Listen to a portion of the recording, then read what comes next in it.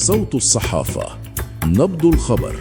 دخل البرازيلي روجير إيبانيز مدافع الأهلي السعودي دائرة التكهنات مبكرا قبل انطلاق سوق الانتقالات الصيفية، بعدما ارتبط اسمه بإمكانية الرحيل عن صفوف الراقي في ظل اهتمام قوي من عدة أندية سعودية تسعى للحصول على خدماته بعد المستويات المميزة التي قدمها بقميص الفريق.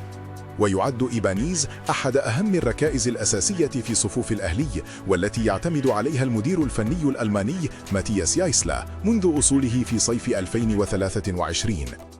وبحسب ما أكده الإعلامي السعودي سعود السرامي عبر إذاعة العربية FM، فإن إيبانيز قد يرحل بنسبة كبيرة عن الأهلي في الصيف المقبل، موضحا أن اللاعب يحظى باهتمام من الأندية الكبرى في دوري روشن.